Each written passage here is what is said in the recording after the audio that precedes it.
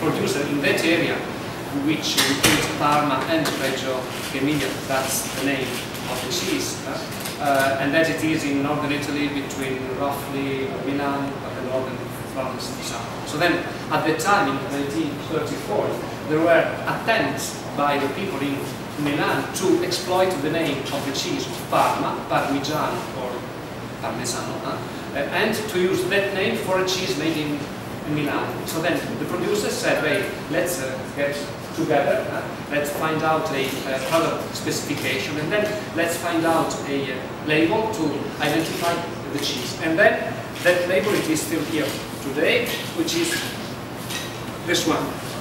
This one is engraved on each cheese after the end of the minimum aging of 12 months. So then this is the official stamp of what is at present the PDO, protected designation of origin, because then things went on, and then in 1992 there was at the EU level legislation which approved the concept of geographic indication. Okay, so in our own case it was this.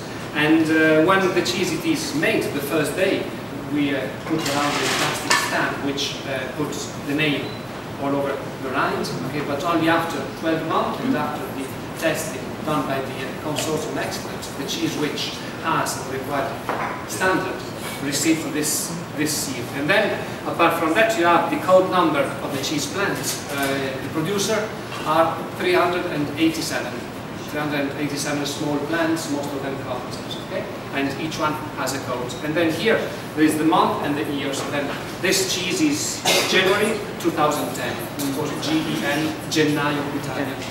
Well, the history is quite old. Anyway, 9 centuries ago, we had around the Alps the development of these kind of cheeses. North of the Alps, what are today the kind of Swiss-type cheese, okay, with holes and elastic structure. While south of the Alps, this kind of cheese, so then obviously cow's milk, big size, okay? But then instead of having the cheese with holes and elastic texture, in our own case, it is cheese with compact texture. Then in fact the testing is done by knocking the cheese with a hammer just to hear if there are holes or not. In this case, the texture needs to be compact, grainy texture. That's the reason why the cheese, once open, it cracks. Okay. What did we keep since the ancient time? Of course, the cheese today is not exactly made as it was, but still, it is made only with cow's milk, raw cow's milk.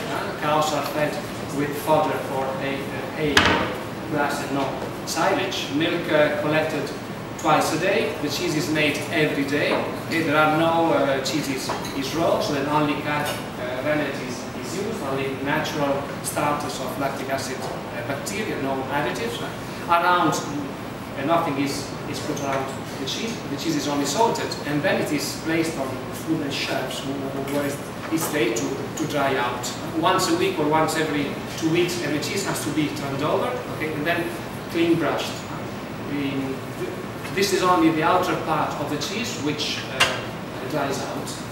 And during this 12-month period, the cheese is going to lose approximately 7% of its initial weight, and then it might age as in this case for a second year, because the minimum aging is 12 months, but the say average aging period is 18, 24 months or more. Okay? So when did you start to brush? Well, like how soon in the process? Just after, because after the cheese is done, made, and then it is salted, it stays in a salt brine for approximately 20 days, and then it goes to the aging room. So just after adding the cheese on those shelves, it has to be regularly clean brushed, just because it is natural, it is only cheese, and then there are molds which grow outside. And then the cheese during the aging changes its color, it shrinks, and then the writings become more evident, this from the outside. Okay?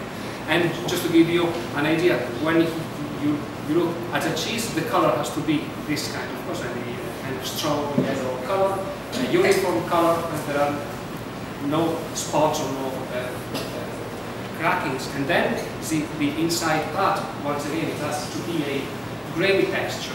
this is the first element which identifies this kind of cheese, and you can see it here. Okay, so I mean, it is not flat, smooth, and it has this texture, and then the color. Once again, it is just straw pale yellow color. It varies. The winter cheese is paler just because cows are fed mostly with hay, and then in the mouth you have to feel that crumbling of the cheese. The cheese needs to melt, and then the persistence has to be quite long. Obviously, these characteristics change according to the age of the cheese. A cheese 12-month-old or 15-month, it is a bit more elastic. You don't feel as much of those grains. The cheese doesn't melt. While if you take a cheese which is 3 years old, in that case, it just melts in your mouth. You don't need to chew it. It's just because it cracks down, and then the